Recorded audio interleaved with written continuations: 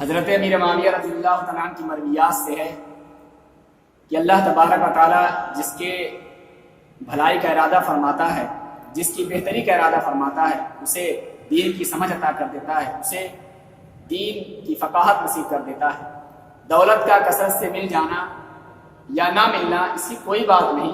اللہ تبارک و تعالیٰ دولت انہیں بھی دیتا ہے جس پہ وہ راضی ہوتا ہے، دولت انہیں بھی دیتا ہے جن سے وہ راضی نہیں ہوتا۔ فرعون کو دولت دی، قارون کو دولت دی، تخت و تاج دیا، نہ جانے کتنے حامان ہیں، شداد ہیں، کتنے مالدار گزرے، تخت و تاج کے مالک گزرے، اللہ ان پہ راضی نہیں تھا۔ لیکن اللہ تبارک و تعالیٰ دولت انہیں بھی دیتا ہے جس پہ وہ راضی ہوتا ہے۔ حضرت عثمان غنی رضی اللہ تعالیٰ عنہ کو دولت دی، حضرت عبد الرحمن بن عوف رضی اللہ تعالیٰ عنہ کو بھی دولت دی۔ یہ حضرات ایسے ہیں جو صحابہ کرام میں سب سے زیادہ دولت مند تھے۔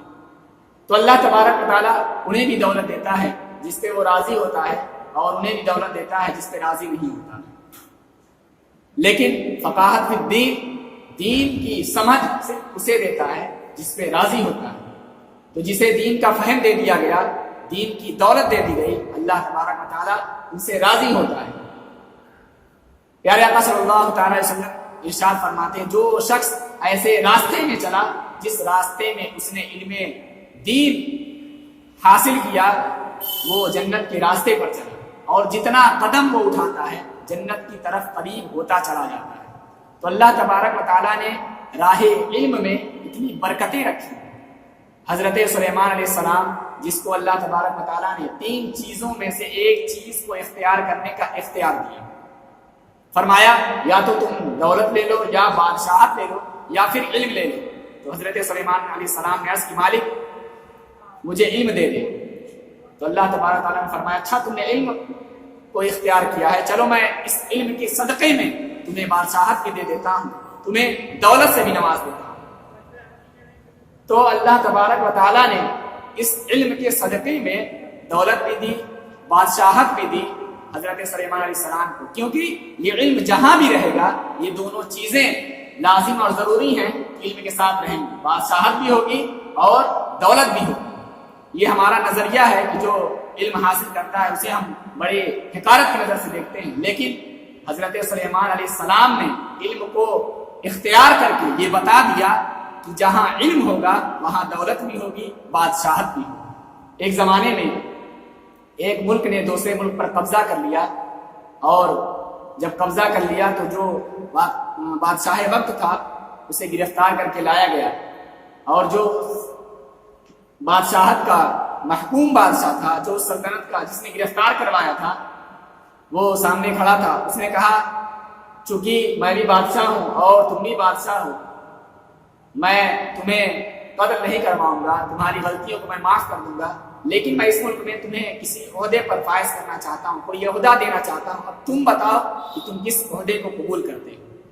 اب اگر ہم ہوتے تو کہتے کہ ہمیں خزانے کا وزیر لگا دو، حکومت کی باغ ڈور ہمیں دے دو، لیکن اس نے ان ساری چیزوں کو نہیں مانگا، بلکہ اس نے کہا مجھے معلم لگا دو، مجھے ٹیچر لگا دو۔ بادشاہ ہنس پڑا، اس نے کہا پھر دوبارہ تم شہنشاہی چاہتے ہو؟ تو یہ شہنشاہی ہے، یہ بادشاہی ہے۔ تو جو ایسی راہ میں چلا جس راہ میں اس نے علم حاصل کیا، تو گویا وہ جنت کے راستے پر چلا، تو جتنا قدم وہ اٹھاتا ہے جنت کی طرف قریب ہوتا چلا جاتا ہے۔ تو تعلیم و تعلم کا جہاں حقیقی جہاں ہے، باقاعدہ 8 سال کا کورس کرنا یہ ہر شخص کے لیے ضروری نہیں، ہر شخص کے لیے یہ ممکن نہیں، لیکن ہر شخص کے لیے یہ بات لازم اور ضروری ہے کہ وہ ضروریات دین سیکھے۔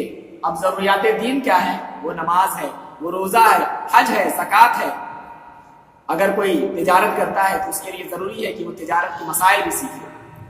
اسلام، کفر، بنیادی عقیدے جو ہیں، یہ ساری چیزوں کو سیکھنا ہر مسلمان مرد، عورت، عاقل، بالغ پر یہ لازم اور ضروری ہے۔ اب ان کو سیکھنے کے لیے علمی حلقوں میں جانا، علمی حلقوں میں بیٹھنا، علماء کی صحبت اختیار کرنا، علماء سے محبت کرنا، ان کی باتوں کو سننا، یہ آپ اپنے اوپر لازم کر لیں۔ پیارے آقا صلی اللہ تعالی علیہ وسلم ارشاد فرماتے ہیں کہ ایک عالم، ایک فقیہ 1000 عابدوں پر بھاری۔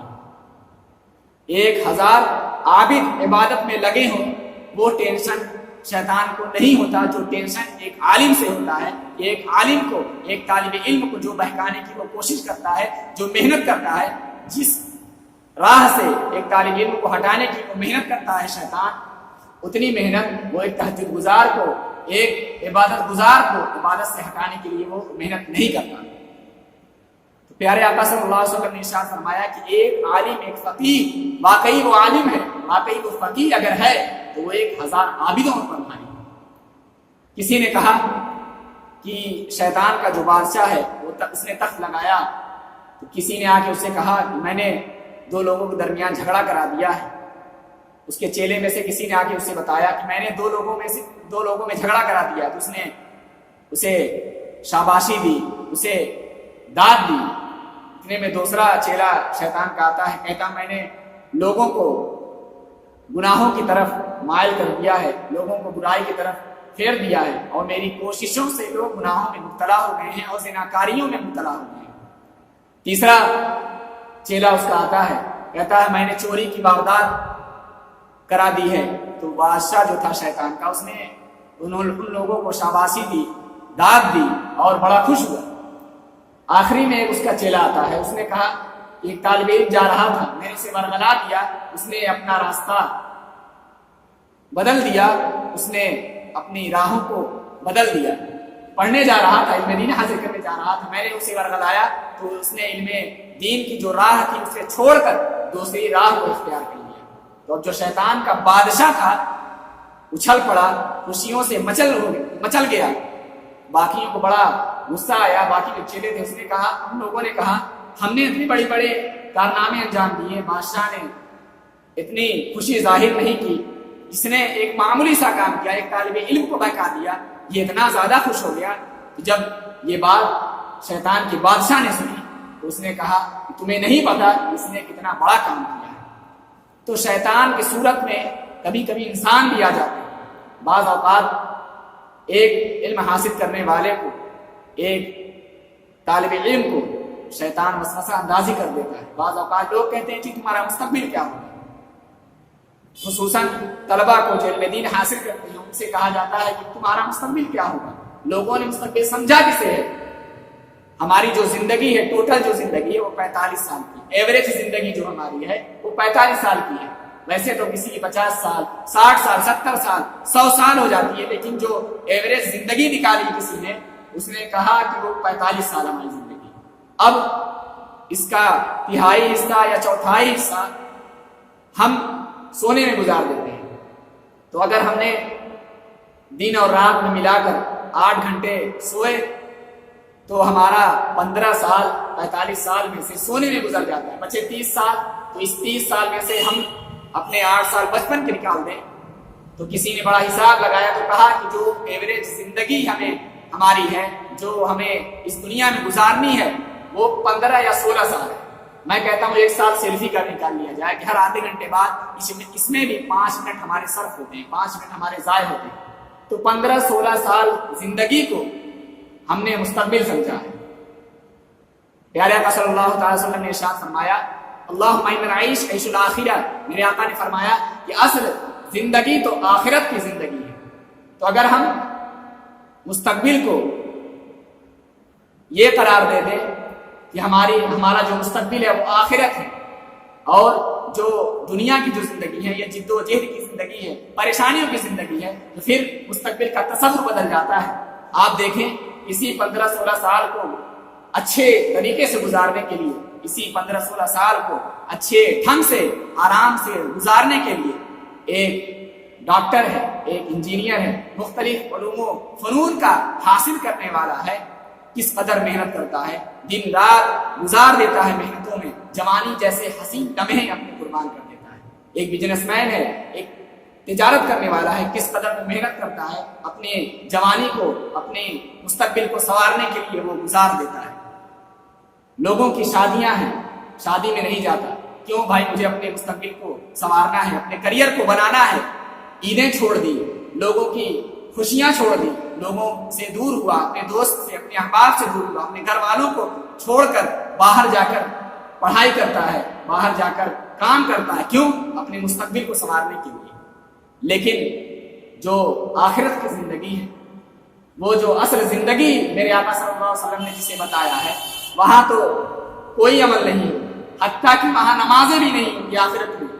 وَلَكُمْ فِيهَا مَا تَشْتَهِي أَنفُسُكُمْ، جو چیز دل میں ہوگی وہ سامنے پڑی ہوئی ہوگی۔ وہاں نہ نماز ہوگی، نہ روزہ ہوگا، نہ حج ہوگا، نہ زکوٰۃ ہوگی، بالکل ٹینشن فری زندگی ہوگی۔ وہاں جو آرزو کی جائے گی، ابھی آرزو خانہ ذہن میں ہوگی، ابھی ذہن سے دل میں اتر کر دل کو بے چین نہیں کرے گی، اتنے میں ہماری خواہش وہاں پوری ہو جائے گی۔ ابھی ہم صرف سوچ ہی رہے ہیں کہ وہاں ہماری خواہش پوری کر دی جائے۔ تو اصل زندگی تو وہ ہے، اصل مستقبل تو ہمارا وہ ہے۔ تو آپ علم دین حاصل کریں، اس لیے کہ ہمیں یہ تلقین دی گئی ہے کہ ہم زندگی کی آخری سانس تک علم دین حاصل کریں۔ فرمایا اطلبوا العلم من المہد الی اللحد، کہ آپ اپنی ماں کی گود سے لے کر قبر کی آخری اینٹ تک علم دین حاصل کریں۔ فرمایا کہ اگر تمہیں اس علم دین کو حاصل کرنے کے لیے سنگ لاکھ پہاڑوں کا بھی سفر کرنا پڑے، صعوبتیں برداشت کرنی پڑے، مشکلوں سے گزرنا پڑے، تو تم علم دین حاصل کرنے کے لیے چلے جاؤ۔ بلکہ فرمایا اطلبوا العلم ولو بالسین، اگر تمہیں ملک چین بھی جانا پڑے علم حاصل کرنے کے لیے تو تم وہاں بھی جا پہنچو، راستوں کی مشقتیں برداشت کرو، راستوں کی تکلیفیں برداشت کرو، اور علم کشید کر لے کر آؤ، کیونکہ علم یہ بنیاد ہے، علم یہ شرافت ہے، علم یہ شرف ہے انسانیت کا، علم یہ وجہ عزت ہے۔ اس لیے کہ علم یہ زندگی کو خوبصورتی سے گزارنے کا یہ ذریعہ ہے۔ اگر ہمارے اندر علم ہوگا تو ہم اپنی زندگی کو بہتر بنا سکیں گے، ہم اپنی زندگی کو اچھی طریقے سے گزار سکیں گے، کیونکہ یہ علم مومن کا کھویا ہوا خزانہ ہے۔ اگر کسی کو ڈاکٹر بتا دے کہ تمہاری طبی صورتحال یہ بتا رہی ہے کہ تمہارے پاس تمہاری زندگی کے چند لمحے باقی ہیں، تمہارے پاس زندگی کی چند سانسیں باقی ہیں، آج بتا دیا جاتا ہے کہ کینسر اس اسٹیج پر پہنچ چکا ہے کہ اب اس کا بچنا ممکن نہیں ہے، مریض سے بھی بتا دیا جاتا ہے کہ تم اب اللہ اللہ کر لو، اپنی آخرت کی فکر کرو، اپنے رب کو راضی کر لو، تمہارے پاس اب کچھ ہی دن رہ گئے ہیں، تمہاری زندگی مہمان رہ گئی ہے، چراغ صحت بجھا جا رہا ہے، اب تم اپنے آخرت کی فکر کرو، اللہ کو یاد کرو۔ تو اب کسی کو یہ معلوم ہو جائے کہ ہمارے پاس 2 دن ہے، 3 دن ہے، 4 دن ہے، 10 دن ہے، تو وہ کیا کرے؟ علماء فرماتے ہیں کہ اگر کسی کو یہ معلوم ہو جائے کہ اس کے پاس 2 دن ہے، 3 دن ہے یا 10 دن ہے، تو کیا وہ نماز پڑھے، حج کرے، زکوٰۃ دے، صدقہ و خیرات کرے؟ ہاں، یہ ساری چیزیں کرنی چاہیے، لیکن علماء فرماتے ہیں کہ وہ علم دین حاصل کرے تاکہ اس کی موت طالب علمی کے زمانے میں۔ سنن دارمی میں روایت موجود ہے کہ پیارے آقا صلی اللہ تعالی وسلم ارشاد فرماتے ہیں کہ جو شخص علم کو حاصل کرنے میں مصروف رہا تاکہ وہ اسلام کو زندہ کرے، اور اس طالب علمی کے دوران وہ فوت ہو جاتا ہے، وہ انتقال کر جاتا ہے، تو کل قیامت کے دن اس کے اور نبیوں کے درمیان صرف 1 درجے کا فرق ہے۔ اللہ اکبر! یہ عزت، یہ مرتبہ اس کو علم کی وجہ سے نصیب ہوا، یہ شان اس کو علم کی وجہ سے دی گئی۔ اور اس بات پر علماء متفق ہیں کہ علم یہ عمل سے بہتر ہے، کیونکہ عمل یہ صفت طلابت ہے اور علم یہ صفت اللہ ہے، اللہ کی صفت ہے، صفت باری تعالیٰ ہے، اور صفت باری تعالیٰ یہ عبد کی صفت سے افضل ہوا کرتی ہے۔ تو علم یہ عمل سے بہتر ہے، عبادات سے بہتر ہے۔ بلکہ ارشاد فرمایا 2 شخصوں کے بارے میں جب حضور صلی اللہ تعالی وسلم سے پوچھا گیا کہ ایک شخص تہجد گزار ہے، عابد ہے، قائم اللیل ہے، صائم النہار ہے، لیکن دوسرا شخص یہ صرف رات کو فرض پڑھ لیتا ہے اور سو جاتا ہے، لیکن دن کو یہ علم بانٹتا ہے، نشر علم کرتا ہے۔ ایسے 2 لوگوں کے بارے میں پیارے آقا صلی اللہ تعالی وسلم سے پوچھا گیا تو پیارے آقا صلی اللہ علیہ وسلم نے کیا جواب فرمایا؟ افضل العالم علی العابد کفضلی علی ادناکم، کہ ایک عالم ایک عابد پر ایسے ہی فضیلت رکھتا ہے جیسے کہ تم میں سے عام آدمی پر میری فضیلت ہے۔ تو یہ یہاں ایک عالم کا موازنہ کسی جاہل سے نہیں ہو رہا جو مطلق جاہل ہے، اور ایسا جاہل ہے جس کے اندر عمل بھی نہیں. یہاں ایک عالم کا موازنہ کسی بدکار سے نہیں ہو رہا, یہاں ایک عالم کا موازنہ کسی کافر سے نہیں ہو رہا, بلکہ یہاں ایک عالم کا موازنہ تہجد گزار سے ہو رہا ہے, ایک عابد سے ہو رہا ہے جو واقعی عابد ہے, عبادت کرتا ہے, دن کو روزے رکھتا ہے, رات کو عبادتیں کرتا ہے اور صدقہ و خیرات کرتا ہے, ذکر و اذکار کرتا ہے, تسبیح و تحلیل کرتا ہے.